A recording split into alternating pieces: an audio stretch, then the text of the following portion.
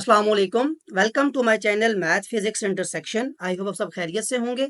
आज की इस नई वीडियो में हम क्लास 9th की फिजिक्स चैप्टर नंबर 1 को ही कंटिन्यू करेंगे। चैप्टर नंबर 1 बेस करता है फिजिकल क्वांटिटीज एंड मेजरमेंट के टॉपिक पे। इससे पहले जो हमारे टॉपिक थे वो हमने फर्स्ट 2 जो वीडियोस हैं उनमें कवर कर लिए, जिसमें हमने डिटेल में देखा फिजिकल क्वांटिटीज क्या हैं, उनके डिफरेंट आगे टाइप्स क्या हैं। फिर हम जब मेजरमेंट्स पे आए तो हमने लेंथ को मेजर करने के डिफरेंट इंस्ट्रूमेंट्स देखे, जिसमें meter, rule, measuring tape, vernier caliber, screw gauge, ये सब चीजें हमने डिटेल में देखी, इनका लीस्ट काउंट, इनकी वर्किंग, ये सब कुछ। अब अगर आपने आगे इसको कंटिन्यू करना है, बिकॉज हम मेजरमेंट करने जा रहे हैं वेट की, तो वही लीस्ट काउंट, वही टॉपिक आगे कंटिन्यू होगा। अगर आपने वो वीडियो नहीं देखी तो पहले आप वो देख लें, आई विल सजेस्ट, और फिर आगे कंटिन्यू करें। नेक्स्ट टॉपिक है हमारा फिजिकल बैलेंस। अब यहाँ पे हम वेट मेजर करने जा रहे हैं। डिफरेंट हमारे पास इंस्ट्रूमेंट्स हैं वेट को मेजर करने के। कौन से इंस्ट्रूमेंट पहले से इन्वेंट हुए हुए हैं, बहुत पुराने वक्त से वो यूज हो रहे हैं, उनके बारे में भी यहाँ आप डिटेल में देख लेंगे। लेबोरेटरी में कौन से यूज होते हैं और कॉमनली हम कौन से यूज करते हैं अपनी डेली लाइफ के अंदर। फर्स्ट ऑफ ऑल, ये जो आपके सामने बना हुआ है इसको कहते हैं फिजिकल बैलेंस या लेबोरेटरी बैलेंस भी, बिकॉज ये लेबोरेटरी के अंदर यूज होता है। बहुत ज़्यादा सेंसिटिव होता है। इसमें हम बहुत स्मॉल जो हमारे पास को डिफरेंट जिस तरह के एलिमेंट्स होते हैं, को बिल्कुल माइनर सी चीज़, जो ऐसा कोई एलिमेंट है जो बहुत कम मिकदार में पाया जाता है, उसको मेजर करने के लिए बहुत स्मॉल वैल्यू उसकी यूज होती है। इसकी डेफिनेशन ये लिखी हुई है, it is a very sensitive, laboratory balance के बारे में कह रहा हूँ, it is a very sensitive common balance which can measure weights in milligram order. ये मिलीग्राम के ऑर्डर में वेट्स को मेजर करता है। इसकी वर्किंग क्या है प्रॉपर, इसके बारे में आगे लिखा हुआ है कि फर्स्ट ऑफ ऑल तो ये पता होना चाहिए कि ये फर्स्ट मैथ मेजरिंग इंस्ट्रूमेंट था जो इन्वेंट किया गया था, जिसके थ्रू हम मैथ्स को मेजर कर सकते थे। इसमें इसकी लेवलिंग होती है, इसके स्क्रूज लगे होते हैं जिन्हें हम लेवल करते हैं, तो फिर हमारा फिजिकल बैलेंस जो है वो लेवल हो जाता है। इसमें एक पॉइंटर सेट होता है, जिस पॉइंटर को बैलेंस करना जरूरी है। वो जब यहाँ से स्क्रू आप टाइट करेंगे तो ये पेन जो है लेफ्ट और राइट साइड पे ये इक्वल एक ही उस पे आ जाएंगे आपकी हॉरिजॉन्टल पोजीशन पे। इसका मतलब आपने उसको लेवल कर लिया। और ये एक प्रोटेक्टिव ग्लास में होता है, बिकॉज मैंने कहा कि ये बहुत ज़्यादा सेंसिटिव होता है। पहले इसके बारे में बता रहा हूँ, फिर हम आते हैं इलेक्ट्रॉनिक बैलेंस की तरफ। ये बहुत ज़्यादा सेंसिटिव होता है, इसीलिए इसको एक प्रोटेक्टिव ग्लास में हम रखते हैं, ताकि किसी तरह का कोई डस्ट पार्टिकल, कोई विंड जो है, किसी तरह की हमारी एक्यूरेसी जो है उस पर अफेक्ट ना लाए, जो मेजरमेंट हम कर रहे हैं। तो इसीलिए मैंने बताया कि आपको बहुत स्मॉल पार्टिकल्स होते हैं, तो डस्ट के एलिमेंट्स भी जो हैं, डस्ट पार्टिकल जो हैं, जो विंड है, वो भी बहुत ज़्यादा रोल प्ले करती है, इसलिए इसको हम केस में कवर रखते हैं।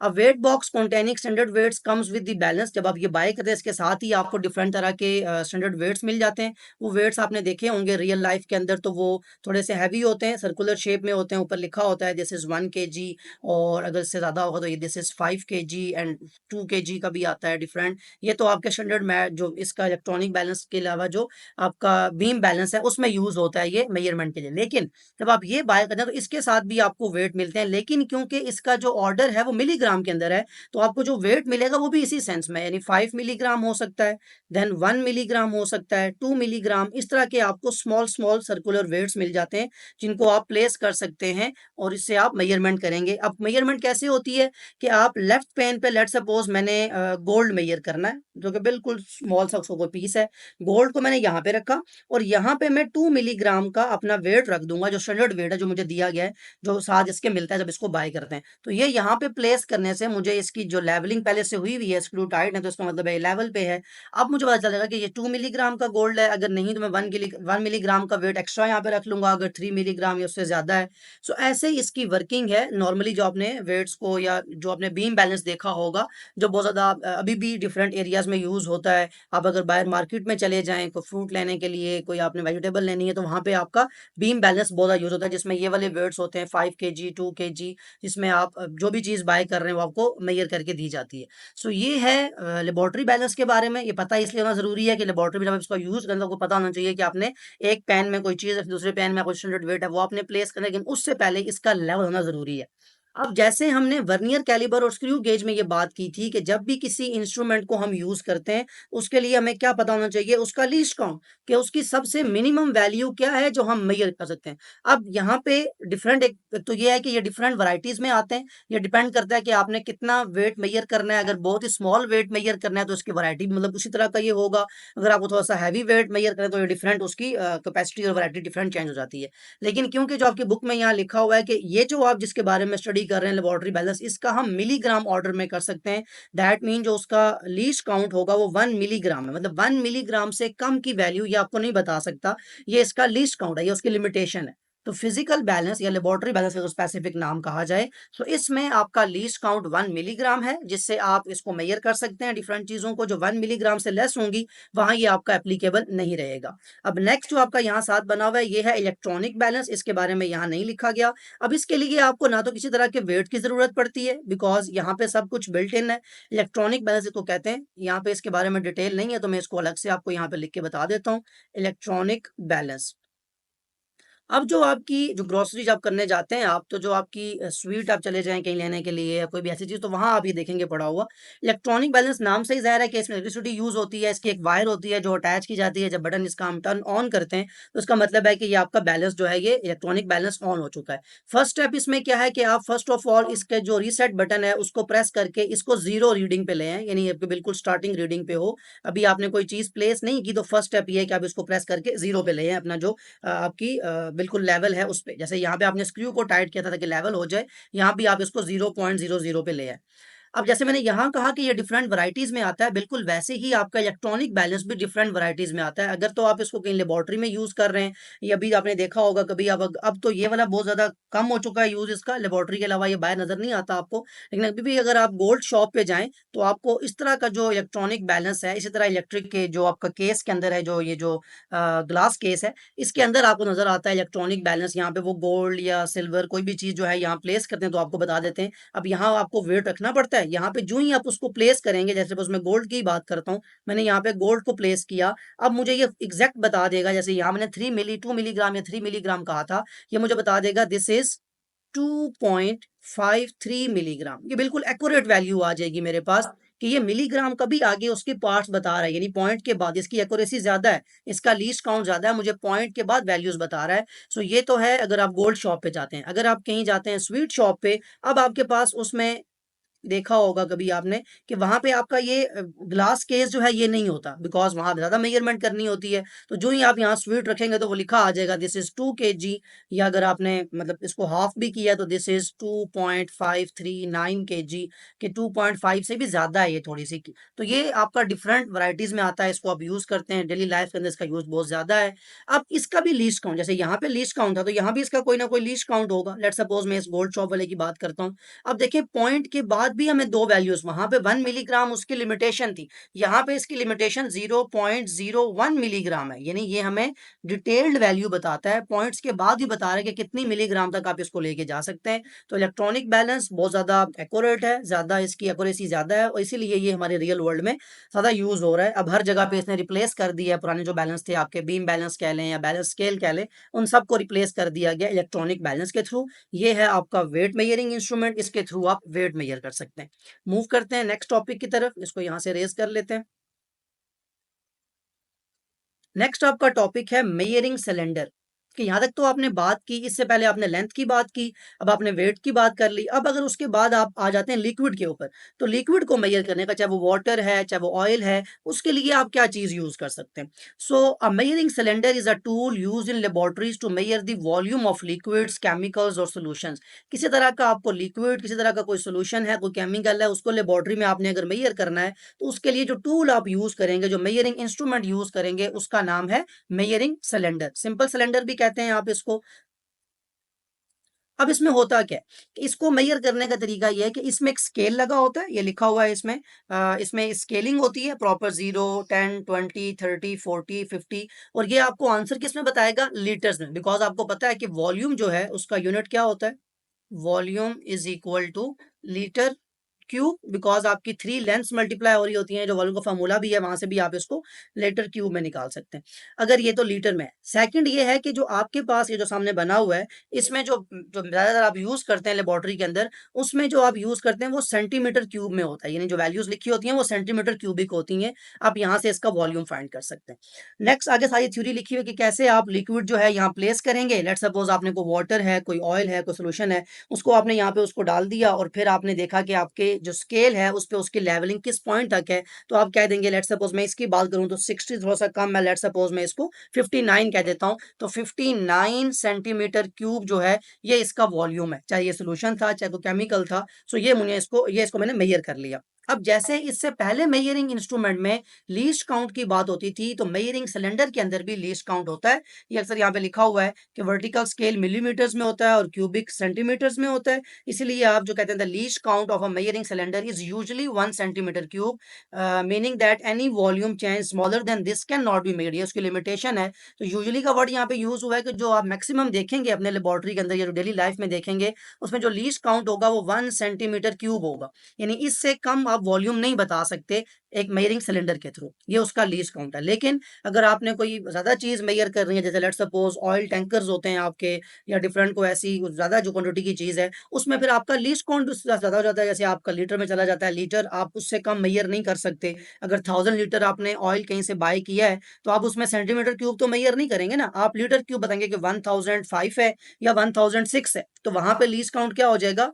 लीटर क्यूब, यानी 1 लीटर क्यूब वहां का लीस्ट काउंट होगा। सो मेजरिंग सिलेंडर में आप लिक्विड को या सॉल्यूशंस को या केमिकल्स को मेजर करते हैं, ये आपको पता होना चाहिए। अच्छा, इसके बाद यहाँ पे एक जो है इंपॉर्टेंट चीज है, यहाँ वाला बाकी चीजें मैंने बताई हैं वो लिखी हुई है कि the choice of cylinder size depends on the volume of the liquid being measured. अगर आपने कोई स्मॉल सा लिक्विड जो है मेजर करना है, उसके लिए आप स्मॉल सिलेंडर ले लें। लेकिन अगर आपने कोई क्वांटिटी ज्यादा मेजर, जैसे मैंने ऑयल की आपको एग्जांपल दी, तो फिर आपको हैवी मेजरिंग सिलेंडर लेना पड़ेगा जिसका साइज ज्यादा हो। यहाँ पे एक बहुत इंपॉर्टेंट बात है, जैसे ये आपकी कोई एक सॉलिड चीज पड़ी हुई है, ये क्या चीज है? इसका मतलब ये है कि आप मेजरिंग सिलेंडर से किसी इरेगुलर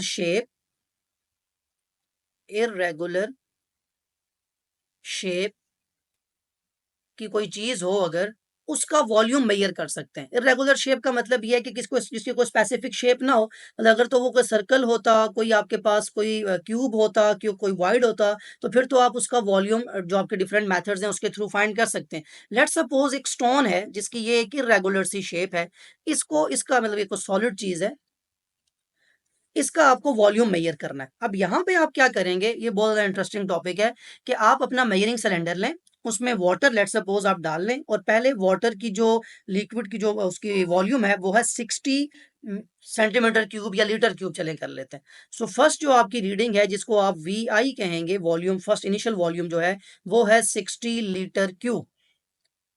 अब आपने क्या किया, इस सॉलिड को उठा के इसी मेजरिंग सिलेंडर के अंदर डाल दिया, बिकॉज सिलेंडर आपका इस तरह का वाइड था कि उसमें ये सॉलिड जो है वो इजीली प्लेस किया जा सकता था।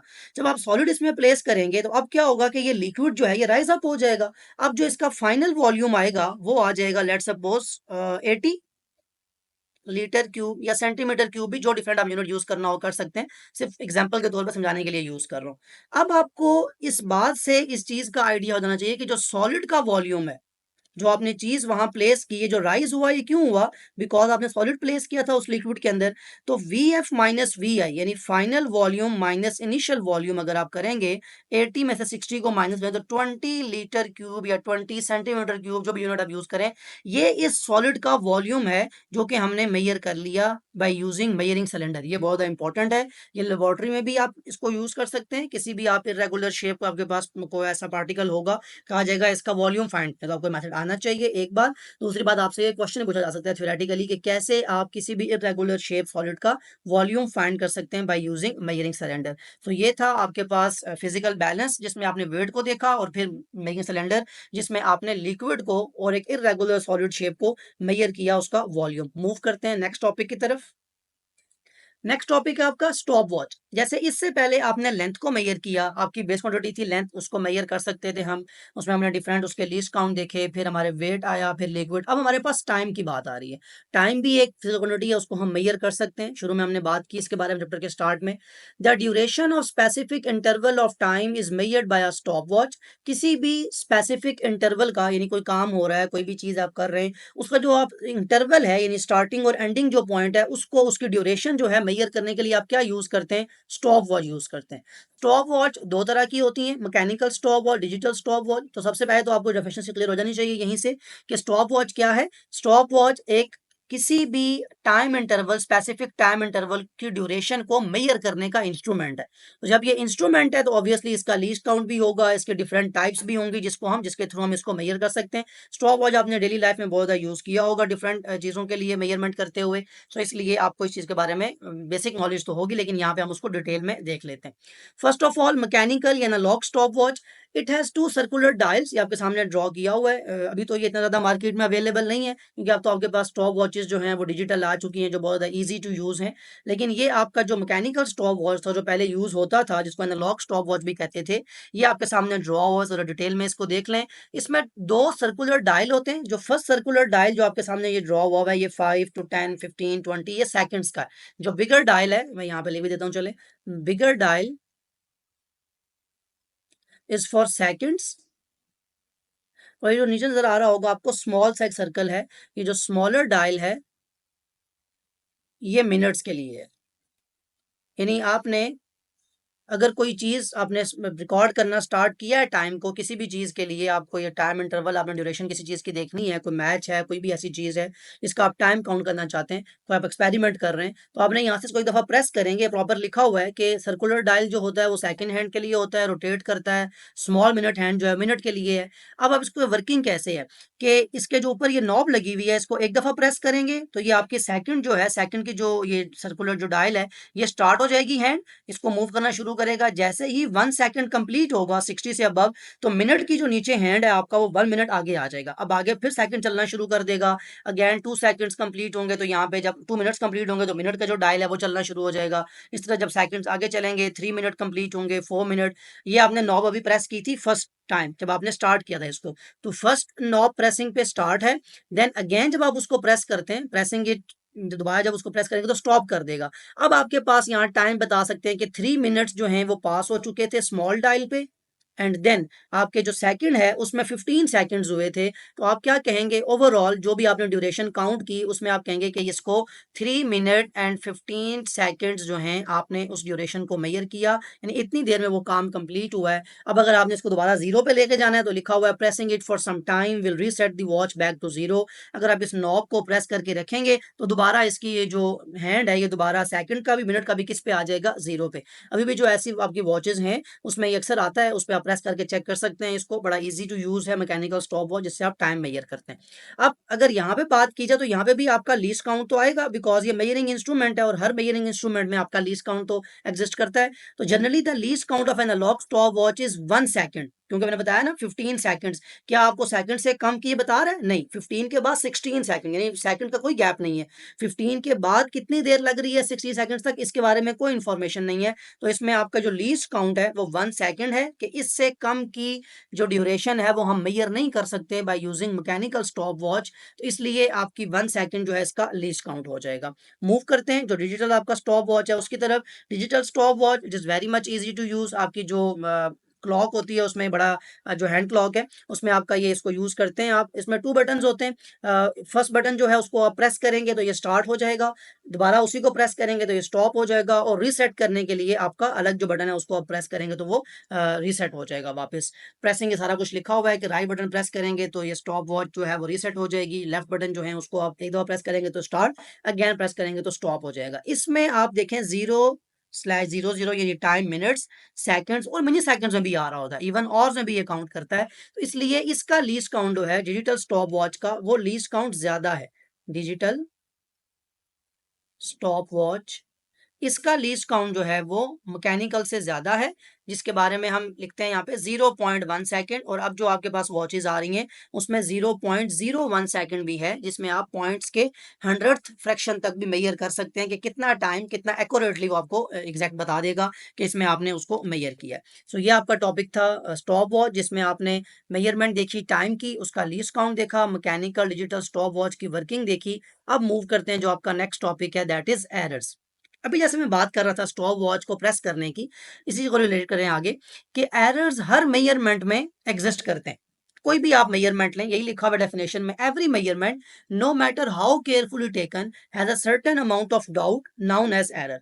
कोई भी आप मेजरमेंट लें, आप खुद भी अगर लें तो आपको पता है कि इसमें इतना डाउट तो रहता है कि या तो मैंने बटन प्रेस करने में, स्टॉप वॉच की एग्जांपल ले रहा हूँ, कि बटन प्रेस करने में मैंने टाइम लगा दिया, बिकॉज ह्यूमन एरर है ना, हो सकता है। या दोबारा उसको स्टॉप करने में आपने, अब कोई चीज़ आपके सामने चलती हुई जा रही है, आपने कार की जो है वो ड्यूरेशन चेक करनी है, किसी एक लैब के लिए उसका टाइम मेजर करना है। तो जब कार स्टार्ट हुई, जब उसने रनिंग स्टार्ट की, तो अब आपने उसको प्रेस किया, मे बी कार पहले स्टार्ट हो चुकी है, आपने बाद में प्रेस किया है, बिकॉज ह्यूमन एरर है। तो यही लिखा हुआ है कि किसी भी मेजरमेंट के अंदर जितना मर्जी आप उसको केयरफुली उसको मेजर कर लें, लेकिन एक सर्टेन अमाउंट ऑफ डाउट रह जाता है, उसी का नाम है एरर। जो डाउट है आपके माइंड में, error is simply the uncertainty that arises during measurement. तो एरर क्या हुआ? एरर वो शक की गुंजाइश है जो आपके माइंड में क्रिएट होती है किसी भी मेजरमेंट के दौरान। वो जो आपके माइंड में डाउट आता है, वो जो अनसर्टेनिटी आती है, उसे एरर कहते हैं। This means that all measurements are only approximate due to the presence of errors. कि कोई भी मेजरमेंट आप लें तो वो किसी न किसी हद तक एरर उसमें होगा, उसकी प्रेजेंस होगी। मतलब उसको आप एग्जैक्ट नहीं कह सकते, बिकॉज एग्जैक्ट में और मेजरमेंट जो आपने की होती है उसमें माइनर सा डिफरेंस भी क्यों ना हो, लेकिन होता जरूर है। अब एरर की अगर डेफिनेशन समझ आ चुकी हो तो फिर आप मूव करते हैं कि कितने तरह के एरर्स हैं। दो तरह के एरर एग्जिस्ट करते हैं, systematic errors and random errors. Next हम उनकी डिटेल देख लेते हैं कि किस तरह के दो एरर्स हैं। First of all systematic errors. Systematic errors अगर होते हैं एक ही डायरेक्शन में, यानी या वो पॉजिटिव होते हैं या नेगेटिव होते हैं। जैसे आपने वर्नियर कैलिबर में, स्क्रू गेज में डिटेल में देखा था, वर्नियर कैलिबर का जीरो एरर वो पॉजिटिव जीरो एरर भी होता है। मैं इसको लिख देता हूँ, पॉजिटिव एंड जीरो एरर के लिए Z and O, Z E, zero error. Positive zero error, negative zero error, वहां पे आपने देखा था कि जीरो जो है आपका इंडेक्स लाइन का मैच करता है अगर वर्नियर स्केल के साथ मैन स्केल का, तो आपका जीरो एरर नहीं है, फिर पॉजिटिव होगा, फिर नेगेटिव होगा। अब इसमें तीन तरह की जो है वो चीजें हो सकती हैं सिस्टमैटिक एरर होने के लिए। First of all instrumental error, यानी आपका इंस्ट्रूमेंट जो है वो उसमें एरर था, चाहे वो vernier caliber, screw gauge, stop watch. आपने फिजिकल बैलेंस के बारे में पढ़ा, मैंने आपको डिटेल में बताया कि उसमें एरर एग्जिस्ट कर सकता है। तो इसलिए फर्स्ट ऑफ ऑल जो आपका सिस्टमैटिक एरर में जो पहली चीज रोल प्ले करती है वो है इंस्ट्रूमेंट। कि आपका इंस्ट्रूमेंट अगर उसमें किसी तरह का कोई फॉल्टी ऑपरेटर्स है तो इसका मतलब है आपकी जो मेजरमेंट होगी उसमें अनसर्टेनिटी ज्यादा होगी, वो एक्यूरेट तो नहीं होगी। सेकंड है imperfections in the experimental technique और प्रोसीजर। कि जिस टेक्निक से आपको मेजरमेंट लेने जा रहे हैं वो आपकी जो है वो टेक्निक ही सही नहीं है, वो प्रोसीजर जो है उसमें आपने कोई ऐसी मिस्टेक कर दी, वो प्रोसीजर आप सही अप्लाई नहीं कर रहे। आपने उसको, जैसे वर्नियर कैलिबर की बात करूं, तो आपने उसको प्लेस सही नहीं किया, टाइटली उसको क्लोज नहीं किया, और फिर आप उसकी रीडिंग सही नहीं ले सके। तो ये इम्परफेक्शंस हैं आपके एक्सपेरिमेंटल टेक्निक जो है उसमें। इसके अलावा जो एक्सटर्नल चेंजेस होते हैं, जैसे टेम्परेचर है, ह्यूमिडिटी, विंड, जैसे मैंने ऊपर आपकी बात की फिजिकल बैलेंस में वो जो आप ग्लास केस लगाते हैं, वो ग्लास केस किस लिए था कि आपका जो विंड है, ये जो डस्ट पार्टिकल्स हैं, वो आपके मेजरमेंट के अंदर किसी तरह का कोई फॉल्ट, मतलब उसमें फॉल्ट ना आ जाए या वो आपकी मेजरमेंट एक्यूरेट ना रहे। तो यही वो कह रहा है कि किसी तरह का जो एक्सटर्नल जो चीजें हैं, कंडीशन है, जैसे विंड वेलोसिटी है या जो डस्ट पार्टिकल्स हैं, वो आपकी मेजरमेंट पे अच्छी तरह से कोई इफेक्ट तो नहीं ला रहे। तो ये सेकंड है आपका सिस्टमैटिक एरर। और थर्ड है उसकी टाइप पर्सनल एरर्स। कि जो इंसान जो एक्सपेरिमेंट कर रहा है, मे बी उसने जो ऑपरेटर्स यूज किया, जो उसने जो चीज मेजरमेंट करनी है उसमें उसने केयरलेसनेस कर दी, यानी उसने, जैसे मैंने आपको अभी स्टॉप वॉच का कहा था कि आपकी प्रेसिंग जो है उसमें टाइम ज्यादा लगा दिया आपने, तो ये आपकी तरफ से ये पर्सनल एरर है, जो ह्यूमन एरर आता है, जिसको आप कह सकते हैं कि जो अप्लाई करने वाला है, जो प्रोसीजर अप्लाई कर रहा है, उसने किसी तरह की केयरलेसनेस कर दी है, इस वजह से प्रॉपर प्रिकॉशंस उसने फॉलो नहीं की, तो आपका जो मेजरमेंट है वो एक्यूरेट नहीं हुई। तो सिस्टमैटिक एरर्स रिड्यूस किए जा सकते हैं, क्योंकि ये तीनों आपने जो टाइप्स पढ़ी हैं, तीनों ऐसी चीजें हैं कि अगर आप इंस्ट्रूमेंट एरर कहें तो आप वो इंस्ट्रूमेंट लें जिसमें एरर ना हो। तो पहली चीज तो आपने ठीक कर ली। इम्परफेक्शंस ये आप स्टडी करके या डिफरेंट एक्सपेरिमेंट जो लोग करते हैं उनसे, रिसर्चर से पूछ के अपना प्रोसीजर भी ठीक कर सकते हैं कि क्या तरीका हम रखें, हमारी मेजरमेंट ठीक है, तो इसका मतलब है ये भी ठीक किया जा सकता है। और पर्सनल एरर्स, ऑब्वियसली जब आप फर्स्ट टाइम कोई चीज मेजर करेंगे तो आप मिस्टेक करेंगे, लेकिन जो जो आप उसको बार बार करते रहेंगे, अपनी मिस्टेक को ओवरकम करेंगे, तो दैट मीन्स ये तीनों चीजें ऐसी हैं कि आप इनको ओवरकम कर सकते हैं, अपने एरर्स को रिड्यूस कर सकते हैं। किस तरह? Choosing better operators, minimizing personal batch as possible. और ये एरर्स आपके एस्टिमेट होके बिल्कुल मतलब कम हो जाते हैं, और जो भी आपने एडजस्टमेंट करनी हो वो करके आप मेजरमेंट बड़ा इजीली ले सकते हैं। तो ये है सिस्टमैटिक एरर्स। अब आते हैं रैंडम एरर्स की तरफ। रैंडम एरर्स अपने नाम से जाहिर हो रहे हैं कि ये अनप्रिडिक्टेबल होते हैं, ये अनकंट्रोलेबल हैं, रैंडम है, और ये एग्जिस्ट करते हैं, इरेगुलरली एग्जिस्ट करते हैं। अब जब ये इरेगुलरली एग्जिस्ट करते हैं तो उनको ठीक कैसे किया जाता है? एक ये बात, और दूसरी बात ये क्यों एग्जिस्ट करते हैं। इसके लिए बड़ी अच्छी एग्जांपल यहाँ पे दी हुई है कि आप कोई भी इंस्ट्रूमेंट आप यूज कर रहे हैं, जब आप एक ह्यूमनली आपने मिस्टेक की, अभी मैंने आपको स्टॉप वॉच का कहा था, अब यहाँ बड़ी अच्छी एग्जांपल है ये सिंपल पेंडुलम की। सिंपल पेंडुलम एक ऐसी चीज होती है कि आपने एक पेंडुलम जो है उसको किसी स्ट्रिंग के साथ अटैच कर दिया है, उस स्ट्रिंग को एक फिक्स एंड के साथ आपने यहाँ पे फिक्स कर दिया है, और फिर आप इस पेंडुलम को मूव करके इस पॉइंट पी पे ले गए। अब यहाँ तक आपने खुद इसको लेके गेम आपने प्लेस किया है, और फिर जब यहाँ से आप इसको छोड़ेंगे तो ये पी से क्या करेगा, यहाँ से इस तरफ मूव करेगा क्यू पे, और दोबारा किधर आ जाएगा, पी पे।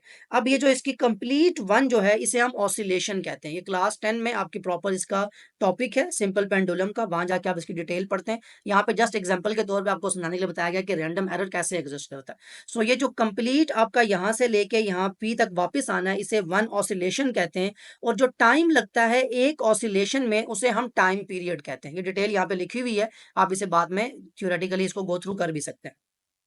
अब रैंडम एरर कैसे एग्जिस्ट करेगा कि लेट्स सपोज आपने एक पर्सन जो है, मतलब 2 से 3 डिफरेंट पर्सन आप खड़े कर दें, आप उनसे कहें कि आप इनका टाइम मेजर करें। आपने यहाँ पे सिंपल पेंडुलम को पॉइंट पी पे लाके जब छोड़ा, अब पी से क्यू तक एक ऑसिलेशन का जब टाइम पूछेंगे तो कोई आपसे कहेगा इसको 2 सेकंड्स हुए, कोई कहेगा 2.3 सेकंड्स हुए, और कोई कहेगा 3 सेकंड्स हुए। अब ये डिपेंड किस पे किया, ह्यूमन एरर, रैंडम एरर है। किसी ने देखने में मिस्टेक कर दी, जब पी से वो स्टार्ट हुआ, कोई प्रेस करने में लेट हो गया, किसी के पास जो इंस्ट्रूमेंट था उसके लिहाज से उसको कोई प्रॉब्लम थी, उसको सही यूज नहीं कर सका वो। तो मतलब रैंडम एरर जो हैं वो अनकंट्रोलेबल एरर्स हैं, ये इरेगुलरली हैपन होते रहते हैं। अब इसका फिर सोल्यूशन क्या है कि क्या ऐसा किया जाए कि हम इससे ओवरकम कर सकें। अब यहाँ बड़ी अच्छी एग्जांपल उसने दी है कि आप ऐसे तमाम मेजरमेंट्स के अंदर आप जो अपनी ऑब्जर्वेशंस हैं वो एटलीस्ट 10 टाइम्स लें। मतलब अब मैं यहाँ से जब पी पे मैंने प्रेस किया है, लेट सपोज यहाँ से जब स्टार्ट हुआ पी पॉइंट से, तो मैंने अपना स्टॉप वॉच जो है वो प्रेस कर दिया, यानी मैंने स्टार्ट कर दिया टाइम मेजर करना। अब 1 ऑसिलेशन, 2 ऑसिलेशन, जब 10 ऑसिलेशंस हो गई, तो अब मैंने स्टॉप वॉच को क्या कर दिया, आफ्टर 10 ऑसिलेशंस मैंने स्टॉप वॉच को अगेन प्रेस किया। अब मेरा स्टॉप वॉच क्या हो गया, स्टॉप। अब मैंने टाइम को काउंट कर लिया, अब मेरे पास टाइम आया लेट सपोज 30 सेकेंड, या 32 कर ले, या कुछ भी ऐसा, 32 सेकेंड्स। अब जब आपके पास 10 ऑसिलेशंस का टाइम 32 सेकंड आया है, अब आपके पास जो मिस्टेक की गुंजाइश है वो बहुत ज़्यादा कम हो चुकी है। अब आप क्या करें, मीन यहाँ पे लिखा हुआ है कि आप इसकी जो सिंपल जो आपके मैथमेटिक्स है जिसमें आप एवरेज फाइंड करते हैं, उसके थ्रू आप जैसे आप मीन लेते हैं, एवरेज लेते हैं, तो एवरेज का फॉर्मूला अप्लाई करते हुए एवरेज 32 सेकेंड्स कंप्लीट लगे हमें, डिवाइड बाय 10 ऑसिलेशंस थी, तो डिवाइड करेंगे तो आंसर आ जाएगा 3.2 सेकेंड्स पर ऑसिलेशन, के एक ऑसिलेशन के लिए जो टाइम लगा वो 3.2 सेकेंड है। अब ये जो आपकी मेजरमेंट है ये बहुत ज़्यादा बेहतर और एक्यूरेट है, प्रिसाइज है, जो आपने इससे पहले जो एक ऑसिलेशन की थी उससे। तो रैंडम एरर ये अनकंट्रोलेबल हैं, ये फ्लक्चुएशंस जो आपके एक्सपेरिमेंटल कंडीशंस हैं, जो इम्परफेक्शंस वजह से आ सकते हैं, मेजरिंग इंस्ट्रूमेंट में भी आ सकते हैं, जो पर्सन अप्लाई कर रहा है उसकी मिस्टेक भी हो सकती है, लेकिन ये अनकंट्रोलेबल है, ये आते ही आते हैं इन ऐसी तमाम मेजरमेंट्स के अंदर। तो फिर इसके लिए जो सबसे आसान है कि आप किसी भी मेजरमेंट को 10 टाइम्स तो चलेंगे, ऑब्जर्वेशन के लिए आसान है, मिनिमम कहा जाता है कि 3 टाइम्स तो लाजमी आप किसी मेजरमेंट को रिपीट करें और देखें कि क्या आपका वो टाइम इंटरवल, वो कोई भी चीज़ जो आप मेजर कर रहे हैं, क्या वो रिपीट हो रही है आपकी वैल्यू। अगर हो रही है तो फिर आप कहेंगे कि ये आपकी एक्यूरेट वैल्यू, यानी आपकी मेजरमेंट बिल्कुल ठीक है। सो ये डिफरेंट एरर्स थे, उनको हमने स्टडी किया, एरर्स की टाइप्स को, उनको ख़त्म कैसे करना है हमने, ये भी हमने डिटेल में देख लिया। मूव करते हैं नेक्स्ट टॉपिक की तरफ। Next topic precision and accuracy. अब जैसे अभी हमने मेजरमेंट की बात की, जैसे मैं शुरू में कह रहा हूँ कि ये सारा टॉपिक जो है रिलेटेड है एक दूसरे से। आपने स्टार्ट से बात की मेजरमेंट की, फिजिकल क्वांटिटीज़ की, फिर उसके बाद आप डिफरेंट इंस्ट्रूमेंट्स पे आए, तो ये चीज़ सारी मेजरमेंट्स के मुताबिक ही चल रही है। प्रिसीजन एंड एक्यूरेसी के बारे में एक बहुत बड़ा जो डाउट है वो ये कि ये दोनों एक ही चीज़ है, जबकि ऐसा नहीं है। प्रिसीजन बिल्कुल अलग चीज़ है, एक्यूरेसी बिल्कुल अलग चीज़ है। यहाँ काफ़ी डिटेल में उसको एक्सप्लेन कर दिया गया है। तो फर्स्ट ऑफ ऑल तो पता होना चाहिए कि हम क्यों पढ़ने जा रहे हैं प्रिसीजन या एक्यूरेसी के बारे में। बिकॉज जो हमारे एक्सपेरिमेंटल रिजल्ट्स हैं, जो मेजरमेंट्स हैं, उसमें बहुत ज़्यादा इंपॉर्टेंट फैक्टर है कि आपकी जो मेजरमेंट है क्या वो प्रिसाइज है, क्या वो एक्यूरेट है, क्या उसकी वैलिडिटी है, क्या हम उस पर यकीन कर सकते हैं कि मेजरमेंट ठीक है। इसके लिए फिर हम क्या करते हैं कि हम प्रिसीजन और एक्यूरेसी दोनों चीज़ों को देखते हैं। अगर आपकी कोई मेजरमेंट इन दोनों पे पूरा उतरती है तो फिर हम कहते हैं कि वो आपकी मेजरमेंट बिल्कुल ठीक है, यानी प्रिसाइज भी है और एक्यूरेट भी है। अगर नहीं तो फिर हम उस मेजरमेंट में फ्लॉज जो हैं उसे ठीक करते हैं, जैसे ऊपर अभी आपने पढ़ा कि जो एरर्स होंगे उन्हें हम खत्म करेंगे। सो फर्स्ट ऑफ ऑल देख लेते हैं definition. Precision focuses on the consistency and repeatability of results. First of all यहीं तक जरा स्टॉप कर लें कि प्रिसीजन किस बात पे फोकस करती है। प्रिसीजन फोकस करती है कि आप जो रिजल्ट ले रहे हैं उसमें कितनी कंसिस्टेंसी है, कितनी रिपीटेबिलिटी का मतलब क्या हुआ, कितना वो रिजल्ट रिपीट हो रहा है। अभी मैंने आपको ऊपर सिंपल पेंडुलम के बारे में बताया कि आपने एक सिंपल पेंडुलम का टाइम मेजर किया। लेट सपोज मैं कहता हूँ आपने फर्स्ट ऑसिलेशन देखी, उसका टाइम आया 3.25 सेकंड्स, ठीक है, अगर डिजिटल स्टॉप वॉच आपके पास थी। सेकंड आपने ऑसिलेशन देखी, इसका टाइम आया 3.26 सेकंड्स। थर्ड आपने ऑसिलेशन देखी, इसका टाइम आया 3.24 सेकंड्स। सो अब ये क्या है आपका, ये आपकी प्रिसीजन है, यानी ये कंसिस्टेंसी है, ये आपकी रिपीटेबिलिटी है, बार बार रिजल्ट रिपीट हो रहा है 3.25 3.26 3. तो ये आपकी जो प्रिसीजन है इस चीज पे मैटर करती है। फिर अब आपने क्या किया, ये तो प्रिसीजन के बारे में हो गया। नेक्स्ट आपका टॉपिक क्या है, accuracy. Accuracy is concerned with how close the measured value are to the true or accepted value. अब हमें जब ये इंस्ट्रूमेंट हमने यूज किया तो मैं पहले बताया गया था कि आपकी जो वैल्यू आनी चाहिए वो आनी चाहिए 5 सेकंड, यानी जिसने आपको बताया इंस्ट्रूमेंट, जो आप जब कोई एक्सपेरिमेंट परफॉर्म कर रहे हैं, जो आपका टीचर है, जो रिसर्चर है, जो साइंटिस्ट है, जिसने आपको जो आपको एक्सपेरिमेंट करने के लिए कह रहा है, उसने आपको बता दिया कि एक्चुअल वैल्यू जो है, या जो बहुत ज़्यादा एक्यूरेट वैल्यू है, जो एक्सेप्ट हो सकती है, जिसको एक्सेप्टेड वैल्यू भी कहते हैं, एक्सेप्टेड वैल्यू जो आपकी आनी चाहिए वो 5 सेकंड है। मतलब एक जो वो सिंपल पेंडुलम जो ऑसिलेट कर रहा था उसकी फर्स्ट ऑसिलेशन या सेकंड या थर्ड जो भी आप मेजर करें वो नियर टू 5 होनी चाहिए।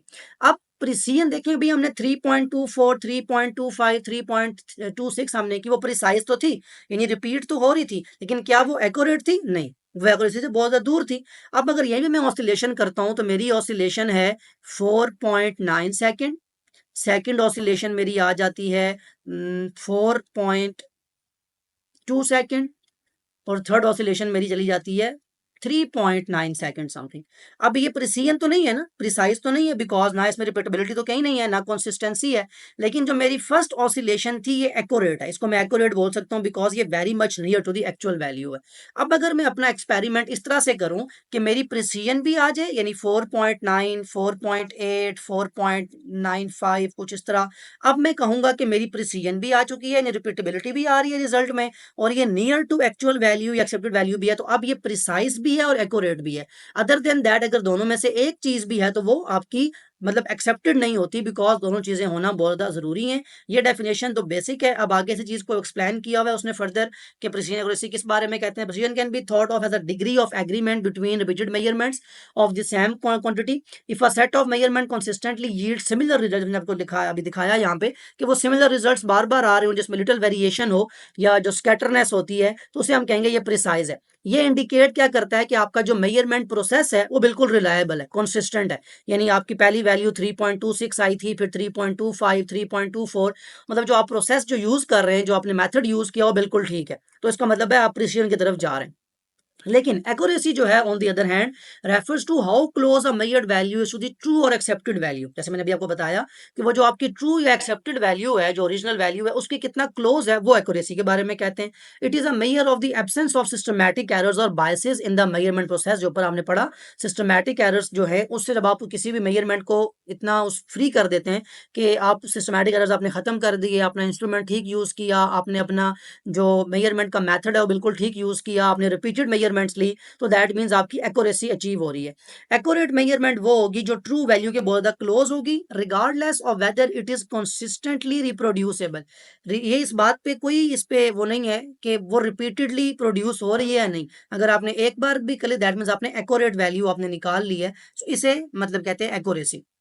अब इसी चीज को यहाँ पे बड़े अच्छे तरीके से यहाँ पे बताया गया है डार्ट्स के बारे में कि आप अगर डार्ट्स जो हैं वो हिट करते हैं, आप दोनों बातें आपको पता है कि अगर आपने लेट सपोज 5 या 10 डार्ट्स जो हैं वो प्लेस किए या 15 to 20 कर लें, अब आपकी वो प्लेयर सबसे अच्छा माना जाएगा, यानी जिसकी एक्यूरेसी और प्रिसीजन दोनों अच्छी हो, यानी जो प्रिसाइज भी हो, यानी बिल्कुल आप डॉट्स वो उसने फेंके 15 to 20 और वो सारे के सारे एक ही जगह पे जाके लग रहे हैं, और वो कहाँ लगने चाहिए, बुल्स आए, जो आपकी बिल्कुल सेंटर प्लेस है वहां पे, तो फिर तो आप कहेंगे कि प्रिसाइज भी है और एक्यूरेट भी है। लेकिन अब अगर वो थ्रो करता है और अब उसके डॉट्स जो हैं वो मतलब एक डॉट उसका बिल्कुल बुलजाई में लगा, बाकी जो 4 डॉट्स हैं वो बिल्कुल मतलब करीब-करीब हैं आपके बुलजाई के। तो दैट मीन्स वो एक्यूरेट तो है, यानी जो एक्चुअल वैल्यू जो हमें चाहिए था, जो एक्सेप्टेड रिजल्ट है। एक्सेप्टेड रिजल्ट क्या होगा? वो प्लेयर सबसे अच्छा है या वो मार्क्स ज़्यादा मिलेंगे, उसको ज़्यादा पॉइंट्स मिलेंगे जो बुलजाई पे हिट करता है। तो दैट मीन ये एक्सेप्टेड वैल्यू हुई ना हमारी, जो एक्चुअल वैल्यू है। तो इसका मतलब है कि उसकी एक्यूरेसी तो है लेकिन प्रिसीजन नहीं है, वो प्रिसाइज नहीं है। कभी उसका स्कैटर वो नहीं उस तरह से कर रहा है कि कभी यहाँ पे उसका प्लेस हो रहा है, कभी यहाँ पे एक दफा खाली बुल्सआई में लगा। तो एक्यूरेट तो है, यानी वो नियर टू है, उसका जो जो तरीका है वो बिल्कुल ठीक है। लेकिन उसको रिपीटेड अभी उसको चाहिए, रिपीटनेस चाहिए, यानी उसको अभी अपना पर्सनल एरर जो है वो खत्म करना है। अब इसके अलावा एक और ऐसा प्लेयर भी हो सकता है जो बड़ा अच्छा प्रिसाइज है, यानी वो जो उसने 5 to 10 डॉट्स जो है जो फेंके वो सारे के सारे एक ही जगह पे जाके लग रहे हैं, लेकिन वो एक्चुअल वैल्यू से बहुत दूर है। यानी बुल्स आई के बजाय वो बिल्कुल साइड पे एक लेफ्ट कॉर्नर पे जो है वो सारे के सारे डार्ट्स लग रहे हैं। तो दैट मीन्स ये प्रिसाइज तो होगी लेकिन एक्यूरेसी नहीं है, एक्चुअल वैल्यू से बहुत दूर है। और लो प्रिसीजन लो एक्यूरेसी तो ये है कि उसका ना तो बुल्स आई पे जा रहा है, ना तो एक्चुअल वैल्यू के पास है, और ना तो वो इतना स्कैटर हुआ है कि वो एक जगह पे भी नहीं जो है उसको वो थ्रो कर पा रहा। दैट मीन्स कि आपकी एक्यूरेसी भी बहुत ज्यादा लो है और आपकी प्रिसीजन बहुत ज्यादा लो है।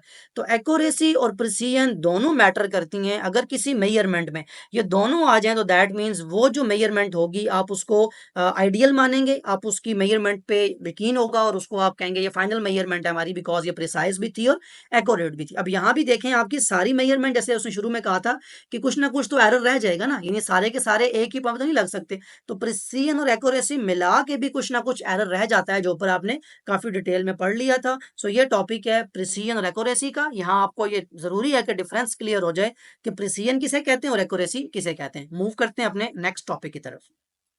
नेक्स्ट टॉपिक है सिग्निफिकेंट फिगर्स। अब सिग्निफिकेंट फिगर्स नाम से ही ज़्यादा सिग्निफिकेंट आप इंग्लिश में यूज़ करते हैं इंपॉर्टेंट, वो चीज़ जो इंपॉर्टेंट हो, वो चीज़ जो सिग्निफिकेंट हो।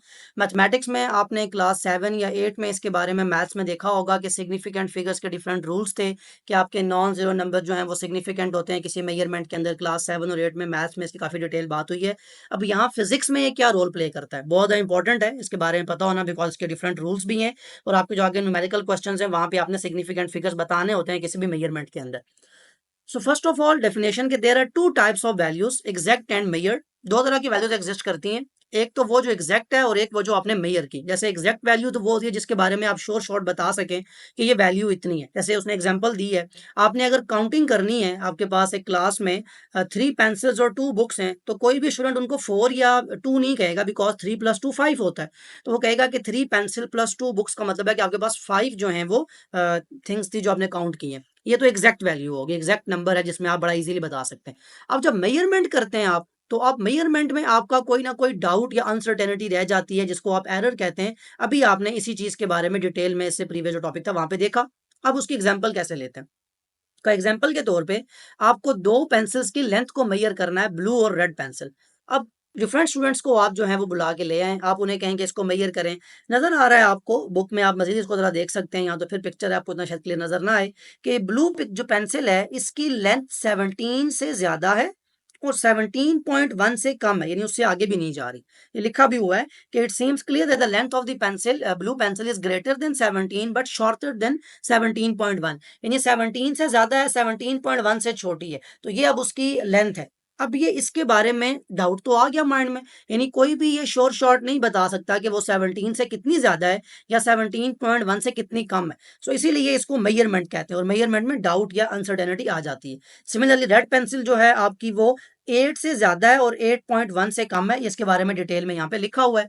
अब ये कितनी ज्यादा और कितनी कम है इसके बारे में कुछ नहीं बताया जा सकता। You can not be certain about the length, आप इसके बारे में श्योर नहीं हो सकते। As your best estimate you might say that the pencils are 17.05 and 8.05 centimetre long. अब आपने एक वो एस्टिमेशन लगाई। एस्टिमेशन किसे कहते हैं, अंदाजे को, कि आपने अंदाजा लगाया, एस्टिमेट किया कि आपकी जो पेंसिल है वो 17.05 और 8.05 सेंटीमीटर है। अब एक चीज के बारे में आप बड़ा श्योर है, अब यहाँ जरा टॉपिक जो आपकी डेफिनेशन है वो यहाँ पे आ रही है सिग्निफिकेंट फिगर की, कि 17 के बारे में आप श्योर है।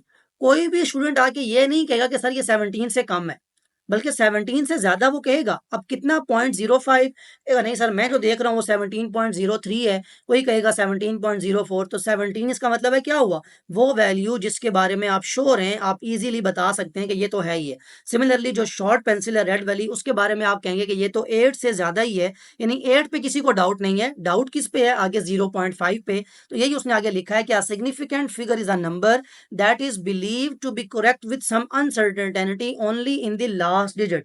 significant figure वो नंबर होगा जिसको हम बिलीव करें कि वो करेक्ट है, लेकिन उसमें अनसर्टेनिटी है। लेकिन वो अनसर्टेनिटी कहाँ है, लास्ट डिजिट में, यानी 17.05 में 17 जो है आपका वो क्या है, आपका इंपॉर्टेंट जो आपको नाउन है जिसके बारे में आप श्योर हैं, उसका जो नेक्स्ट डिजिट है उसके बारे में आपको अनसर्टेनिटी है, उसके बारे में आप श्योर नहीं है। तो यही इसकी डेफिनेशन है कि सिग्निफिकेंट फिगर्स कौन है, all the accurately known figures and the first doubtful digit are termed as significant figures. किसी भी मेजरमेंट के अंदर आपने कोई मेजरमेंट की, तो वो डिजिट जिसके बारे में आप श्योर शॉर्ट हैं, जो एक्यूरेटली नाउन है, प्लस फर्स्ट डाउटफुल डिजिट जो होता है उसको आप सिग्निफिकेंट फिगर कहते हैं, यानी वो इंपॉर्टेंट है। उससे आगे जो आपके नंबर्स लिखे होते हैं उसके बारे में आप श्योर नहीं है। मैं आपको एक मेजरमेंट बताता हूँ। लेट सपोज आपने टाइम मेजर किया, अब आपने कहा कि ये 3.594 सेकेंड है। अब ये 3.594 सेकंड के बारे में, अब 3 पे आप सारे जो है कोई भी मेजर कर रहा होगा तो वो 3.53 पे आप सारे श्योर होंगे। अब 3 से आगे लेट्स सपोज 2010 स्टूडेंट को कहते हैं 3.579 सेकंड। अब यहाँ पे क्या हो गया कि 3.5 से आगे उसको भी डाउट होना शुरू हो गया, वो नेक्स्ट स्टूडेंट आया उसको भी। तो दैट मीन जो डाउटफुल डिजिट है आपके ये वाले, ये आपके सिग्निफिकेंट फिगर फर्स्ट काउंट होगा। बाकी जो एक्यूरेटली नाउन है, लेट्स सपोज मैं कहता हूँ 3.5 पे किसी को डाउट नहीं है, सबकी मेजरमेंट 3.5 से ज्यादा ही आएगी, उससे कम नहीं आ सकती। तो 3.5 के आगे ज्यादा कितनी है, 94 है, 79 है, 53 है, 25 है। सो ये आपके एक्यूरेटली नाउन डिजिट है। और फर्स्ट डाउटफुल डिजिट जो होता है वो किस में आ जाता है, सिग्निफिकेंट फिगर्स। ये इसकी बेसिक डेफिनेशन है जो आपको इस एग्जांपल के थ्रू समझ आती है। अब नेक्स्ट आपने जो मैंने आपको क्लास 7 और 8 का कहा था, जहां आपने मैथ्स के अंदर वो रूल्स पढ़े थे कि कैसे किसी भी मेजरमेंट में से आप जनरल रूल्स अप्लाई करते हुए सिग्निफिकेंट फिगर्स बता सकते हैं। ये रूल्स अगर आपको समझ आ जाए तो फिर आप सिग्निफिकेंट फिगर्स बड़ा इजीली बता देंगे किसी भी मेजरमेंट के अंदर। General rules, first of all पहला rule, all digits reported as a direct result of a measurement are significant. वो जो आपने मेजरमेंट करके जो डायरेक्ट रिजल्ट बताया वो आपके सिग्निफिकेंट है। यानी कोई भी आपने मेजरमेंट की, आपने कोई लेंथ मेजर की, कुछ भी, तो वो जो आप डायरेक्ट मेजरमेंट जो डायरेक्ट रिजल्ट बता रहे हैं वो सारे सिग्निफिकेंट काउंट होंगे आपके फिजिक्स की डेफिनेशन के मुताबिक। Next, the reported non zero digits, all digits from 1 to 9 are always significant. Non zero digits कौन से होते हैं, वो डिजिट जो जीरो ना हो, इसे उसको नॉन जीरो डिजिट कहते हैं। अब जीरो के अलावा बाकी सब डिजिट जो जैसे 1 हो गया, 2 हो गया, अप टू 3 4 5 6 7 8 9, ये जो डिजिट्स हैं ये सारे नॉन जीरो हैं और ये सिग्निफिकेंट होंगे। किसी भी मेजरमेंट में अगर ये लिखे हुए हैं तो इसका मतलब है ये सिग्निफिकेंट है। मतलब उसने एग्जांपल दी थी 23.457। अब इसमें देखें 2 भी नॉन जीरो है, 3 भी नॉन जीरो है, 4 5 7, तो 1 2 3 4 5, 5 सिग्निफिकेंट फिगर्स हैं। इसको हम शॉर्ट फॉर्म में एस डॉट एफ लिखते हैं। सिग्निफिकेंट फिगर्स को यही पता होना चाहिए, अक्सर क्वेश्चन में आप इसको लिखेंगे एस डॉट एफ। तो 5 सिग्निफिकेंट फिगर है, यानी नॉन जीरो डिजिट्स जो आपके होते हैं वो क्या होते हैं, सिग्निफिकेंट। ये आपका फर्स्ट रूल है। नेक्स्ट क्या है आपका second rule, in figures reported as larger than one digit, यानी डिजिट 1 से ज्यादा है, the digit 0 is not significant when it follows a non-zero digit to indicate place. For example, in a report that 29,000 spectators watched a cricket match, the digits 2 and 9 are significant but the zeros are not significant. अब 29,000 spectators की जब आप बात करते हैं तो अब आपने एस्टिमेशन लगाई है ना, किसी ने काउंट तो नहीं किया कि 29,000 एग्जैक्ट थे। मे बी अगर आप एग्जैक्ट करते काउंट तो वो आता 28,920। तो आपने कहा अब एग्जैक्ट क्या बताना, मतलब इतना एक्यूरेट, तो आप कहेंगे राउंड अबाउट, आपने कह दिया तकरीबन 29,000 लोग मैच देखने के लिए आए। Almost 29,000 people were watching the cricket match. तो मतलब ये हुआ कि अब यहाँ पे जो श्योर शॉट जिसके बारे में आप, वो 29 है, जो आगे आपके जीरोस लिखे हुए हैं उसके बारे में आप श्योर शॉट तो नहीं है, तो ये आपके काउंट नहीं होंगे, 29 को ही आप कहेंगे आपके सिग्निफिकेंट फिगर है। यहाँ पे एक बात जरा क्लियर कर लें, इसमें एक और चीज मैटर करती है, अगर आपको इसको राउंड ऑफ करने के लिए कहा जाए तो फिर आप इसको राउंड ऑफ कैसे करेंगे, नेक्स्ट टॉपिक है ऑल दो वो आपका। लेकिन फिर भी आगे उसने जो एग्जांपल्स दी हुई हैं कि आप इसको, सबसे आसान तरीका ये है कि इसको चेंज कर लें सिग्निफिकेंट फिगर, जो साइंटिफिक नोटेशन है आपकी उसके अंदर, ताकि आप इजीली बता सकें। यहाँ उसने थोड़ी मिस्टेक की है, क्योंकि आपके पास यहाँ पे पॉइंट था, लेट्स सपोज यहाँ पे, अब अगर इसको मैंने यहाँ पे 2 के बाद करना है चेंज, तो 1 2 3 4 यूनिट पीछे आया हूँ, तो ये बन जाएगा 2.9 मल्टीप्लाई 10 की पावर 4। ठीक है, यही है ना, 1 2 3 4 यूनिट्स आपने बैकवर्ड मूव किया है लेफ्ट साइड पे, तो इसका मतलब है आपके पॉजिटिव 4 जो है वो आपका यहाँ पे आता है। उसने यहाँ पॉजिटिव 5 लिखा है, ये बस उसकी मिस्टेक है। 2.90 मल्टीप्लाई 10 की पावर 5, तो जब वो मूव करेगा तो उसको जीरोस पूरे करने के लिए 3 जीरोस लगाने, यहाँ पे मिस्टेक है, ये देख लीजिएगा। अच्छा, नेक्स्ट क्या है आपका कि अब इस साइंटिफिक नोटेशन में लिखने से आपको जो आपकी मेजरमेंट है, जो आपकी जो जो भी आपने मेजरमेंट की है, उसके आप सिग्निफिकेंट फिगर्स बहुत ज़्यादा इजीली बता सकते हैं कि इसमें सिग्निफिकेंट फिगर्स कितने। तो मतलब अब अगर इसको मैं देखूं, तो अब आपने किसको काउंट करना है, सिर्फ इन दो डिजिट्स को, 2.9। तो आपके यहाँ पे सिग्निफिकेंट फिगर्स कितने हैं, सिर्फ 2 सिग्निफिकेंट फिगर्स हैं जो यहाँ पे लिखे जाएंगे। 10 की पावर जो होगी उसको आप सिग्निफिकेंट में काउंट नहीं करेंगे। तो ये सबसे आसान तरीका है अगर आप इसको इस फॉर्म में चेंज कर लें। लेकिन अगर आपसे कहा जाता है कि आप अप टू 3 सिग्निफिकेंट फिगर बताएं इसी नंबर को, तो आप लिखेंगे 2.90 मल्टीप्लाई 10 की पावर 4। अब ये नंबर जो है इसमें कितने डिजिट्स हो गए, 1 2 3, तो दैट मीन ये जो तीनों डिजिट्स हैं ये क्या हो जाएंगे, इसमें 3 सिग्निफिकेंट फिगर्स हैं। तो इसमें एक चीज इंपॉर्टेंट है जो यहाँ पे आई थिंक मिस है, उसको लिखनी चाहिए थी ये बात, कि अगर आप इसको राउंड ऑफ करें तो किस पॉइंट तक राउंड ऑफ करने का कहा जा रहा है ये इंपॉर्टेंट है, उसके मुताबिक आपके सिग्निफिकेंट फिगर्स चेंज होते हैं, ये आपको क्लियर करना है। नेक्स्ट आपका जो लास्ट जो मैथ जो रूल है, जनरल रूल में जो रह गया, फोर्थ रूल, वो ये है कि in figures reported as smaller than digit 1, यानी अगर डेसिमल नंबर आपके पास आ जाता है, जैसे एग्जांपल दी हुई है 0.0029, तो इसमें सिग्निफिकेंट फिगर जो है सिर्फ 2 और 9 है, 0.0029। अब अगर आप देखें तो ये जो आपके सिग्निफिकेंट फिगर्स यहाँ पे हैं ये 2 और 9 है, जो आपके नॉन जीरो डिजिट्स हैं। यानी डेसिमल में आपके जो नॉन जीरो डिजिट से पहले जीरोस लिखे होते हैं वो मैटर नहीं करते। लेकिन इसी डेसिमल में, ये दोबारा लिखवा देता हूँ, अगर यही लिखा हो 0.00290, अब ये उसने यहाँ पे आई थिंक कुछ चीजें मिस कर दी हैं, उसको लिखनी चाहिए थी यहाँ पे, ये तो लिखी हुई है उसने, उसके अलावा बहुत सी चीजें, कि यहाँ पे अगर आपका एक जीरो नॉन जीरो डिजिट के बाद आ रहा है तो ये सिग्निफिकेंट फिगर्स में काउंट होगा, यानी इसमें 2 सिग्निफिकेंट फिगर्स हैं और इसमें 3 सिग्निफिकेंट फिगर्स हैं। तो जनरल रूल आप जो माइंड में रखें वो ये कि फर्स्ट रूल ये है कि all non zero are significant. Second rule जो आप माइंड में रखें वो ये है कि आपका अगर कोई होल नंबर आता है, जैसे अभी होल नंबर था 29 प्रैक्टिस वाला, तो होल नंबर में जीरोस एट द एंड मे और मे नॉट बी सिग्निफिकेंट। क्या मतलब हुआ इस बात का कि वो हो भी सकते हैं और नहीं भी हो सकते। अगर आपसे कहा जाए कि 29,000 स्पेक्टेटर्स आपने एग्जैक्ट काउंट किए हैं, यानी आपकी जो पहला डेफिनेशन थी कि ये आपकी डायरेक्ट रिजल्ट है, आपने जो मेजरमेंट किया, काउंटिंग की है आपने, तो फिर आपके ये 5 के 5 जो हैं ये सिग्निफिकेंट फिगर्स बन जाएंगे। ये आपकी डेफिनेशन जरूरी है कि आपके होल नंबर में जो एंड पे जीरो लिखे होते हैं वो सिग्निफिकेंट हो भी सकते हैं और नहीं भी हो सकते। ये बात किस बात पर डिपेंड करेगी कि आपको उसको राउंड ऑफ करने के लिए कहा गया है या नहीं कहा गया। अगर आपको ना कहा जाए तो वो जो आपने वैल्यू लिखी हुई है होल नंबर में, उसमें जितने भी जीरोस हैं वो आप काउंट करें। लेकिन अगर आपको उसमें वो कहा जाता है कि इसको साइंटिफिक नोटेशन में चेंज करें या उसमें इतने आपको अप टू इतने डेसिमल प्लेसेस लिखना है, तो वो आपका होल नंबर उसमें ये काउंट होते हैं। नेक्स्ट उसके बाद जो आपका थर्ड रूल है वो ये कि आपका, यहाँ पे मैं लिख रहा हूँ थर्ड रूल, कि आपका डेसिमल नंबर जो होता है उसमें, इन डेसिमल नंबर, इसमें दो बातें, zeros before non zero digits are not significant।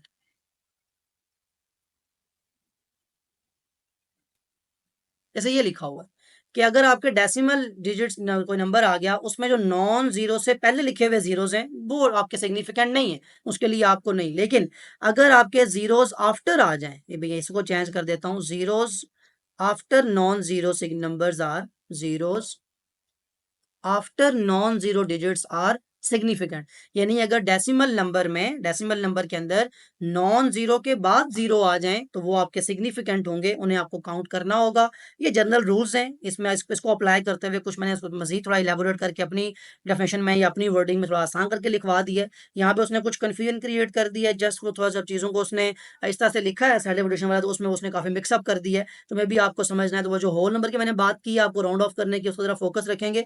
Class 7-8 में आपने ये चीज़ देखी थी, वहाँ पे आपको ऐसे ही रूल्स लिखवाए गए थे, वही चीज़ मैंने यहाँ पे ज़्यादा थोड़ा इलेबोरेट किया था कि आपको ये आसानी से समझ आ सके। अब आपको अगर ये रूल समझ आ जाए तो किसी भी मेजरमेंट के अंदर आप बता सकते हैं कि ये जो आपकी मेजरमेंट है इसमें कितने सिग्निफिकेंट फिगर्स हैं। ये आपका कंप्लीट हुआ टॉपिक। मूव करते हैं अपने नेक्स्ट टॉपिक की तरफ। Next topic, rounding off numbers and significant figures. अभी अभी हम पढ़ के आए सिग्निफिकेंट फिगर्स के बारे में, यानी वो आपने मेजरमेंट की, उसमें जो आपको एक्यूरेटली नाउन डिजिट हैं, जो आपके डाउटफुल डिजिट हैं, आप क्या करते हैं उसको, मैंने आपका पीछे वर्ड भी यूज किया था राउंड ऑफ का होल नंबर के अंदर। तो आप किसी भी मेजरमेंट को अपनी आसानी के लिए साइंटिस्ट ये करते हैं कि उसको राउंड ऑफ करके लिखते हैं, जिससे उस रीडिंग को बड़ा ईजीली, बड़ा प्रैक्टिकली आप उसको बता सकते हैं, उसको रिपोर्ट कर सकते हैं। अदरवाइज आप अगर पॉइंट लिखते जाएंगे तो वो बहुत ज़्यादा डिफिकल्ट हो जाता है आपके लिए लिखना। तो राउंड ऑफ बहुत ज़्यादा यूज़ होता है हमारी मेजरमेंट्स के अंदर। जब भी हम कैलकुलेशंस करते हैं, अपनी मेजरमेंट्स करते हैं, तो अपने रिजल्ट को इस तरह से लिखना होता है कि वो मीनिंगफुल फॉर्म में आए। मतलब मैं एक डिटेल लिखता जा रहा हूँ, कोई भी एक मैंने हायर वैल्यू उठा ली है, मतलब जैसे ये लिखी हुई है बड़ी अच्छी एग्जांपल, 3.567894 सेंटीमीटर। अब ये अगर मैं किसी को बताऊंगा अभी तो इसकी मीनिंग क्या है इसका, ठीक है ये बहुत ज़्यादा एक्यूरेट है, बहुत ज़्यादा सारी वैल्यू बताई, लेकिन ये मीनिंगफुल तो नहीं है ना, प्रैक्टिकल है ना, इसको हम इतनी लॉन्ग वैल्यू को बता सकते हैं। ये तो हम पढ़ते आ रहे हैं फिजिक्स में स्टार्ट से कि लार्ज या स्मॉल वैल्यू को आपने किस तरह अच्छे तरीके से प्रैक्टिकली उसको प्रेजेंट करना है कि उसमें बात समझ भी आ जाए और आपकी वैल्यू में कोई आपका डाउट भी ना रहे और वो चीज़ अच्छी तरीके से कन्वे हो जाए। तो इसके लिए फिर जो आप टॉपिक पढ़ते हैं वो है राउंड ऑफ का। अब राउंड ऑफ आप प्राइमरी लेवल से करते आ रहे हैं, बड़ा बेसिक टॉपिक है ये, लेकिन क्योंकि आप मेजरमेंट की बात है तो यहाँ भी उसको पढ़ना जरूरी था कि आपने कैसे चीज़ों को राउंड ऑफ करना है। अब इसी चीज़ को अगर मैं राउंड ऑफ करूँ तो उसको बड़ा आसान है, इसको मैं क्या लिख दूंगा, 3.57 सेंटीमीटर। अब ये वही चीज़ है ना, सिर्फ उसको मैंने क्या किया, राउंड ऑफ करके मैंने लिख दिया कि ये बात प्रैक्टिकली जिसको बताऊंगा 3.57 सेंटीमीटर लेंथ है इसकी, बड़ा इजीली समझ जाएगा। प्रैक्टिकल है, राउंडिंग ऑफ करने के बाद बड़ा प्रिसाइज हो गया है, आपने बड़ा एक प्रैक्टिकल रिजल्ट बता दिया है किसको, जो मीनिंगफुल है, जो बात पूरी की पूरी दूसरे बंदे तक पहुंचा रहा है, उसकी वैल्यू को बताया जा रहा है। अब राउंडिंग ऑफ करते हुए आपने किस नंबर को राउंड ऑफ करना है, ये बहुत ज़्यादा इंपॉर्टेंट है। यहाँ पे यही लिखा हुआ है, होल नंबर्स के बारे में भी, डिजिटल जो डेसिमल नंबर्स हैं उनके बारे में भी। राउंड ऑफ करते हुए किसका ख्याल करना है, अगर इस एग्जांपल को मैं यहाँ से रेज कर लूँ, अब आप देखें अगर आपको किसी होल नंबर को, first of all whole number को देख लेते हैं। असल चीज़ तो आपके रूल्स हैं जो आपको पता होने चाहिए, वो इसीलिए मैं यहाँ पे ज़्यादा फोकस उन्हीं पे कर रहा हूँ। बाकी जो ऊपर थ्योरी है उसको मैंने एक्सप्लेन कर दी कि क्यों होल नंबर को round off, whole number decimal किसी को भी राउंड ऑफ करना ज़रूरी है, कैसे आपके मेजरमेंट्स में वो रोल प्ले करती हैं। होल नंबर में एक नंबर लिखा हुआ है, लेट सपोज 395,742। अब इसे कहा जाता है round off up to tens place, कि टेंस प्लेस तक इसको राउंड ऑफ कर दें। अब टेंस प्लेस कौन सी होती है, वंस, टेंस, 100, पता है आपको, इसको बेसिक जो आपकी प्राइमरी लेवल के जो मैथ्स पढ़ते आ रहे हैं उसी में सारा आपने देखा था ये। तो वंस, टेन, दैट मीन्स मुझे इस लेवल तक इसको राउंड ऑफ करना है। तो जिस जगह तक राउंड ऑफ करना होता है उसकी जो राइट साइड पे नंबर लिखा होता है उसको आप सर्कल कर लें। मतलब अब आपका फोकस किस पे होना चाहिए, इस 2 पे। अगर ये आपका नंबर जो है जिसको आपने सर्कल किया हुआ है ये लेस देन 5 है, 2, अगर ये लेस देन 5 है तो फिर आपका previous number as it is रहता है, उसमें कोई किसी किस्म का कोई चेंज नहीं आएगा। मतलब मैं क्या लिखूंगा इसको अब, 39574। ये आपका मेरे पास राउंड ऑफ करके, और किस प्लेस तक राउंड ऑफ किया मैंने, टेंस प्लेस तक। ये बार बार जो बात कह रहा हूँ मैंने ऊपर भी आपको कही थी सिग्निफिकेंट फिगर में, कि जिस जगह तक आपको राउंड ऑफ करने का कहा जाएगा ये बहुत ज्यादा इंपॉर्टेंट रोल प्ले करता है। अब मैं इसी एग्जाम्पल को लेके चलते हुए जस्ट यहाँ पे नंबर को चेंज करके मैं क्या कर लेता हूँ, 2 के बजाय को ग्रेटर नंबर लिख लेते हैं। लेट सपोज ये नंबर है 39577। अब आपने अगेन इसको राउंड ऑफ करना है अप टू टेंथ प्लेस तक, तो टेंथ प्लेस का मतलब है 4 तक राउंड ऑफ करना है। तो जिस प्लेस तक राउंड ऑफ करना होता है उसके बाद का नंबर देखें कि वो नंबर क्या है, 7 है। 7 क्या है, 5 से ग्रेटर है। तो अगर वो 5 से ग्रेटर होगा तो फिर हम क्या करेंगे, add 1 to the previous number, add 1 to the previous number, P dot है मतलब प्रीवियस नंबर की बात कर रहा हूँ। तो मतलब ये हुआ कि अब आपकी जो रीडिंग हो जाएगी वो हो जाएगी 39575। अब आपने इस 4 में 1 ऐड कर दिया, दैट मीन्स आपने 10th प्लेस तक इसको राउंड ऑफ कर दिया। अब लास्ट जो इसकी जो टाइप रहेगी है वो ये कि अगर ये नंबर एग्जैक्ट इक्वल टू 5 आ जाए, यानी तो था ना कि 5 से लेस है और 5 से ग्रेटर है, अगर यहाँ पे 5 आ जाए तो दैट मीन्स अब जो नंबर आया वो इक्वल टू 5 है। तो जो नंबर आपका आए वो अगर इक्वल टू 5 हो तब भी आपने यही करना है, add 1 to the previous number, फिर भी आप 1 ऐड कर देंगे। यही बात यहाँ पे लिखी हुई है, उसने डिटेल में लिखी है, मैं जरा आपको एग्जांपल के थ्रू समझा दोगे, समझ आ सके आपको आसानी से। अब आपका नंबर 39575 हो जाएगा। अगेन आपने इसको 10th प्लेस तक राउंड ऑफ कर दिया है। अब इंपॉर्टेंट चीज क्या थी कि round off up to 10th place. अगर मैं कहता अप टू 100 प्लेस, जस्ट यहाँ पे चेंज क्या कर देता हूँ 100 प्लेस तक। अब जरा देखें इसी नंबर में, ये मैं दोबारा लिख लेता हूँ, 4 लेट सपोज 5 लिखा हुआ था यहाँ, round off up to 100 place. अब 100 प्लेस कौन सी होती है, 1s 10s 100, यानी यहां तक मुझे राउंड ऑफ करना है। तो जिस नंबर तक राउंड ऑफ करना है उसका नेक्स्ट डिजिट जो है उसको सर्कल कर ले। अब इस पर सारा फोकस होना चाहिए आपका। अब ये नंबर लेस देन 5 है, as 4 is less than 5 as it is, मतलब आप उस नंबर को जो उससे प्रीवियस नंबर है उसको एज इट इज रहने दें। तो ये नंबर बन जाएगा 3957। ये आपने 10th प्लेस तक जो आगे के नंबर्स हैं उन्हें आप जीरो कर सकते हैं, ये जीरो कर दें इसको। यहाँ भी आप जीरो कर सकते थे, यानी 40 बना देते अगर यहाँ पे आपने करना होता। अब यहाँ पे आपने इसको लिख दिया 395700, ये आपके पास नंबर राउंड ऑफ हो गया अप टू 100 प्लेस। बाकी सब वही है, अगर ये ग्रेटर देन 5 हुआ तो पिछले में ऐड हो जाएगा, अगर ये इक्वल टू 5 हुआ तो अगेन। लेकिन इंपॉर्टेंट चीज क्या है कि जिस प्लेस तक आपको राउंड ऑफ करना है उस पे आपको, उस पे रहते हुए उससे जो नेक्स्ट डिजिट है उस पर फोकस करना है कि वो लेस देन 5 है, ग्रेटर देन 5 है या इक्वल टू 5 है। अब यही चीज अप्लाई करते हैं आप डेसिमल नंबर के अंदर। जब डेसिमल नंबर आ जाए तो फिर क्या रूल अप्लाई होगा, डेसिमल नंबर। डेसिमल नंबर में भी बात सारी यही है, सिर्फ जो इसमें लिखने का तरीका होगा, जैसे लेट सपोज लिखा हुआ है 325.9374। अब आपने इसको राउंड ऑफ करना है, round off up to 2 decimal place. 2 decimal place का मतलब क्या है कि पॉइंट के बाद 2 डिजिट्स आने चाहिए। तो मतलब मुझे 3 तक स्टॉप करना है, तो 3 से जो नेक्स्ट डिजिट है 7 उस पर फोकस कर लेते हैं। अगेन वही बात जो यहाँ पे लिखा हुआ है, find the digit you want to round and look at the digit to the right, कि जिसको आपको राउंड ऑफ करना है उसके राइट साइड पे देखें। अब 7 क्या है, 7 is greater than 5, so add 1 to the previous number. जो आपका प्रीवियस नंबर है उसमें 1 ऐड कर दें, दैट मीन्स ये आ जाएगा 325.94। ये आपने डेसिमल प्लेस आगे जाए तो उसको 0 कर दें या ना भी करें तो आप उसको एज इट इज रहने दें। 325.94 यानी अप टू 2 डेसिमल प्लेस आपने उसको राउंड ऑफ कर दिया। अब यहाँ भी क्या चीज इंपॉर्टेंट है कि आपको किस डेसिमल प्लेस तक आपको राउंड ऑफ करने का कहा जा रहा है। ये भी कहा जा सकता है कि आप उसको इतने सिग्निफिकेंट फिगर तक राउंड ऑफ करें, यानी round off up to 5 significant figure. जैसे यहाँ पे अगर इसको मैं कहता, अब इसमें सिग्निफिकेंट फिगर्स कितने थे, 1 2 3 4 5 6 7, अभी इसमें 7 सिग्निफिकेंट फिगर्स हैं। अगर यहीं पे इसको मैं लिखने का तरीका ये कर दूं कि round off up to 5 significant figures, up to 5 significant figures, तो मतलब मुझे अब ये 3 4 5 तो यहां तक राउंड ऑफ करना है। अगेन तरीका वही है कि 3 पे राउंड ऑफ करना है तो 7 पे फोकस किया, 7 ग्रेटर देन 5 है तो पिछले वाले में 1 ऐड कर देंगे तो 325.94। अब इसमें कितने सिग्निफिकेंट फिगर्स हैं, 5 सिग्निफिकेंट फिगर्स हैं। सो ये दो डिफरेंट तरीके हो सकते हैं क्वेश्चन पूछने के आपसे। ऐसे आपने राउंड ऑफ करना है किसी भी नंबर को, चाहे वो होल नंबर है चाहे वो आपका डेसिमल नंबर है। यहाँ आपका टॉपिक ये भी कंप्लीट हुआ जिसमें आपने राउंड ऑफ करना सीखा होल नंबर डेसिमल नंबर को। इससे पहले जितना भी आपके टॉपिक थे वो आपने यहाँ पे कंप्लीट किए, measuring instrument, least count, significant figures, इन सब के बारे में डिफरेंट टाइप्स ऑफ एरर्स आपने पढ़े। यहाँ चैप्टर भी कंप्लीट हो रहा है इसलिए मैं यहाँ पे वीडियो को स्टॉप कर रहा हूँ। नेक्स्ट में एक अलग से वीडियो बना दूंगा जिसमें आपके क्वेश्चन जो हैं, जो आपके न्यूमेरिकल क्वेश्चन, जो आपके प्रॉब्लम्स हैं वो सारी सॉल्व कर दी जाएंगी। जो भी आपके मल्टीपल चॉइस क्वेश्चन हैं उनका भी वहाँ सोल्यूशन बता दूंगा मैं, ताकि आपको जो चैप्टर आपने थियोरेटिकली पढ़ा उसका आप सोल्यूशन वहाँ पे अटेम्प्ट कर सकें। ऑल्दो एक बात हुई, अगर आपने कॉन्सेप्ट वाइज अच्छा समझा हो, अच्छा पढ़ा हो, तो आपको क्वेश्चन खुद ही एक दफ़ा अटेम्प्ट करने की ट्राई करनी चाहिए। बाद में अगर आप सोल्यूशन कहीं से हेल्प लेनी हो तो वो एक अलग है, लेकिन उससे पहले आप एक दफ़ा खुद ट्राई कर सकते हैं कि आपको कॉन्सेप्ट पढ़ने के बाद, इतनी डिटेल वीडियो देखने के बाद, या आपको खुद अगर आपने स्टडी किया है तो क्या आप अटेम्प्ट कर सकते हैं। उससे आप अपने आप को जज कर सकते हैं कि आपने SLO बेस कितनी स्टडी की है है, यानी कितना कॉन्सेप्ट आपका क्लियर हुआ है। आई होप जितनी भी बातें कहीं, जितना भी आपको पढ़ाया वो समझ आ चुका होगा। स्टिल कोई ऐसी बात जो मुश्किल लगी हो, कोई ऐसी बात जो पूछनी हो, कमेंट में जरूर मेंशन कर सकते हैं। Other than that, take care of yourself. अल्लाह हाफिज।